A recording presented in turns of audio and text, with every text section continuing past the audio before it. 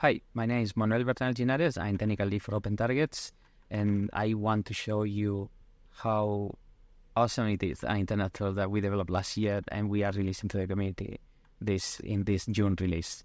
This tool will allow you to deploy your own full-fledged Open Targets platform, any release up until March last year on any environment where you can have Docker and Docker Compose. Let's get to it. Once you check out the tool, you can deploy a full-fledged Open Targets platform on your local computer or any other environment by selecting between one of the currently available profiles. So for this demo, we're going to use the June release, which is our latest release. We activate the profile, and then we say, okay, platform up.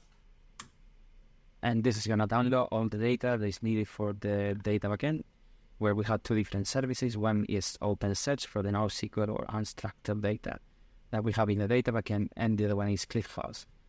The way we use ClickHouse is as we use the ClickHouse analytic aspect. So we had all these ClickHouse API able to run real-time aggregations and analytics on the data to feed our GraphQL API.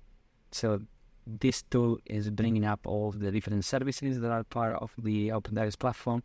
We have an Nginx service to serve the web application. We have our ClickHouse and OpenSearch data container, the OpenAI API that we use inside the platform, and the GraphQL API. Once everything is ready, it just pop a browser window and go to HTTP localhost 8080, and there you go. You have yourself a fully functional Open Targets platform. Now we have a full-fledged Open Targets platform running locally or any environment. First use case for this tool is that you are able to reproduce what we deliver to the community. So it's exactly the same that we deliver in our production infrastructure, but you can deploy it on your own infrastructure, on-premises, local computers, and any other environments.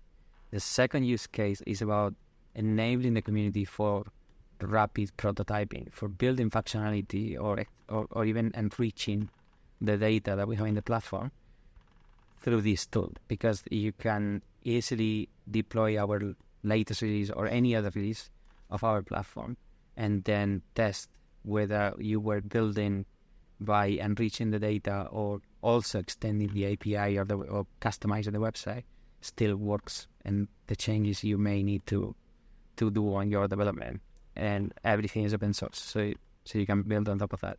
And the third use case has a double nature. So you can use this in an environment where you don't have internet connection. So it's an autonomous system.